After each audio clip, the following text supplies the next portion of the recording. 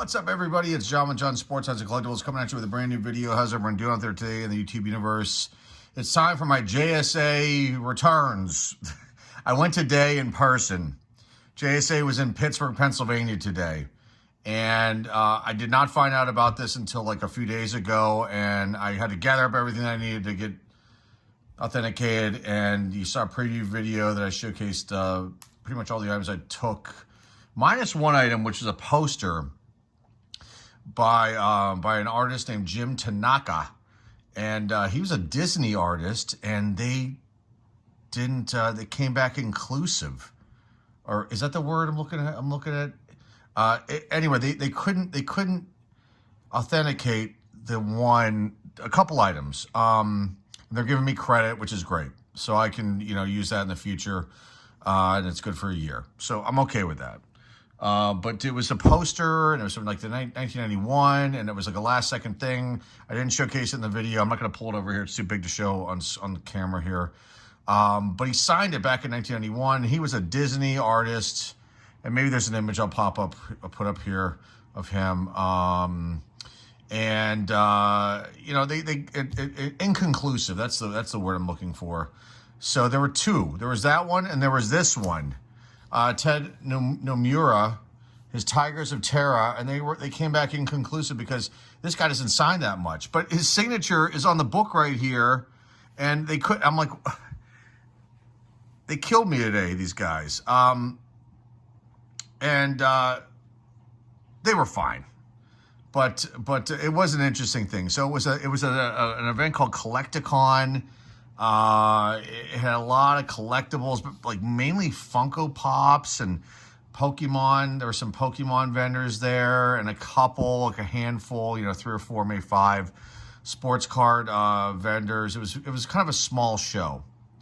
It was in a fire hall. I mean, it wasn't, if JSA hadn't been there, I would never would have gone to this thing. And nothing against them. They seem like they're doing a fine job. It's a small show. But I was the first one in this morning, and I was the last one out because of some of my items are not, your normal, football helmets, signed football helmet or signed football or some other general autograph that they have, or signature they have in their database. This one took them a long time, and it came back inconclusive. But the funny thing is, like I said, his signature is right there. Like, it's a facsimile, he signed it because he did the cover here. But his signature is inside, in the inside cover. And when I got home, I was like listing this on eBay, and I was just thinking, wait a minute. All they do is look right here. I mean, to verify it, if they're having a hard time finding him because he does not sign very much. So it's, to me, kind of valuable. And I found this in a $3 bin, and it's listed on the eBay store for a decent amount because it's a rare item right here. And Ted did Robotech stuff, so I mean there's that tie in there. So hopefully somebody will be interested in that. But that was the one that I'm going to show that was inconclusive. The music items that I showed the backs of. I didn't show them because it's got a lot of private information on them. Those all came back fine, which is awesome.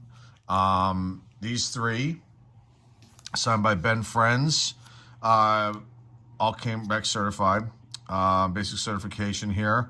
Ben did, issue 252, Amazing Spider-Man in the Black Suit. He had, his hand in that, and a ton of other stuff. He's got a very, very large resume. He's from Pittsburgh. And, so this one's done. That's issue number 5 of Thunderstrike. This one's done. That's issue number 6 of Thunderstrike. And this one's now certified. This is issue number 10 of Thunderstrike versus Mighty Thor. Okay, this is the last comic book. This is a big one, too. Erwin Hazen. Secret Origins, issue number 3. He worked on Wonder Woman back in the day and created Wildcat, which I just absolutely love. And now this one's certified. So he signed it right there. He's no longer with us. Rest in peace. But just an iconic comic book artist, and worked on Dondi, which was a comic strip, excuse me, and they made a movie out of it. And there's like a documentary. It's a kind of an odd documentary about his life, and it's kind of weird. If you're interested, it's on YouTube. And I would just type in his name and then just scroll down. You'll probably see it. It's about an hour long. I found it kind of fascinating. He was definitely a character, someone that I would not have mind meeting back in the day. And if he was still around now, I'd try to reach out and see, because he seemed like a total character and has a lot of interesting stories. And he kind of got shafted on the whole Dondi thing with the movie that came out in 1960. Either one or two, maybe it was 1960. Anyway, he got shafted on that whole thing, and he was a creator of that comic strip and that character and the storyline and everything. But just a very interesting like life. Let's just put it that way. But this is awesome, and this is available now in the store too. The last thing I'm going to show, and it's finally authenticated. This took them a long time because they have none of these names in their database. This is the band Walla Voodoo, their big hit Mexican radio, an iconic 1980s new wave band from Los Angeles, California. I talked about it last time. I'm not going to go through the whole thing with them. But, nothing against JSA. But these guys that did this, they had no idea who this band was. Now, maybe if you're like, some 18-year-old kid, you're not going to know who this band is. But if you're my age, in your 40s, even in your 30s, and you know music, you would know who this band is. They didn't. It was kind of shocking. I was shocked. I looked at it, I said, what? And so this is like a really, really unique piece. And now it's certified, authenticated. I mean, I knew it was obviously a real thing. I was there when this happened. I was the one who got it signed. Was there for the signing. And now I have to wait 12 weeks for the letter of authenticity to come, because they wanted to do that for this because it was such a valuable piece and such a unique piece.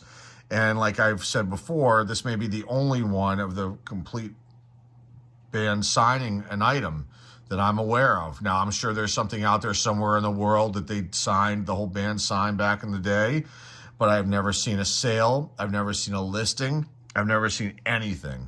And this is a very, in my opinion, valuable piece. And I would think that some record collector, some uber fan of this band, some person that's like super into the 80s and the new wave movement is going to want this item. So now, though, I have to wait 12 weeks for that letter to show up before I can put this up for sale.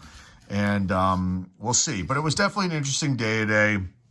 And I did a lot of running around back and forth to this place. And like I said, I was the first one in line when they open at 10 a.m. So I could get all these items in and hopefully get out early, come back and get this stuff early. And I was the last one out after 4 o'clock when they were done because of this item, the comic book, the posters that they couldn't verify.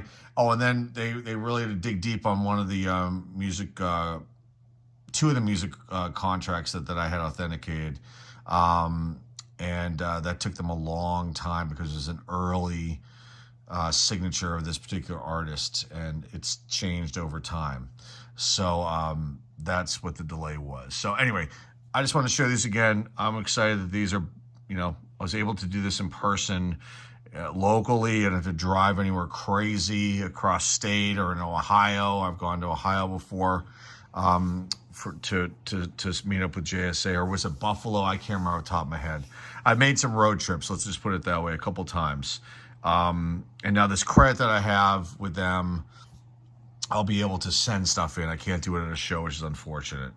But that's okay. So I'll dig some things up that just to get them authenticated and either keep in my collection or sell off. I do have a few items, sports-related items, that I think I've shown before. They're like Pittsburgh Pirates autographs, like Bill Madlock, Tim Foley, Phil Garner.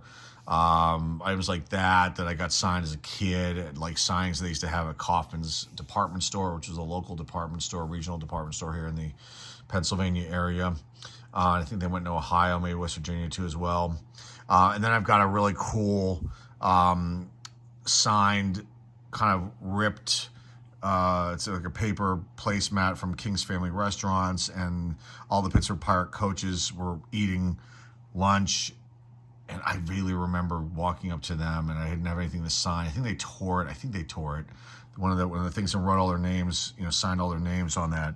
So it's like Chuck Tanner, Gene Lamont, I believe, Harvey Haddix, Bob Skinner. There was one other coach, I can't remember off the top of my head. But that kind of thing, maybe I would get authenticated. And I might have a couple more comic books in my collection too that I can maybe send in as well. So anyway, that's all I've got for you guys today. I just wanted to share the return. It was fun to do this today. Good luck to the Collecticon guys. I think this is the first. This isn't their first year doing this, but it's definitely a small show. But maybe people went and had a good time. That's all I'm going to say about it. Nothing else. Nothing bad to say about that. Just a very small show. But I'm glad JSA was there. That's all I've got, guys. So remember, like, subscribe, comment down below, share this video with your friends, family, loved ones. The base link is down below in the description. That's all I've got for you guys today. Until next time, folks, this is John Sports Cards and Collectibles signing off, and I'll see everybody very, very soon. Take care.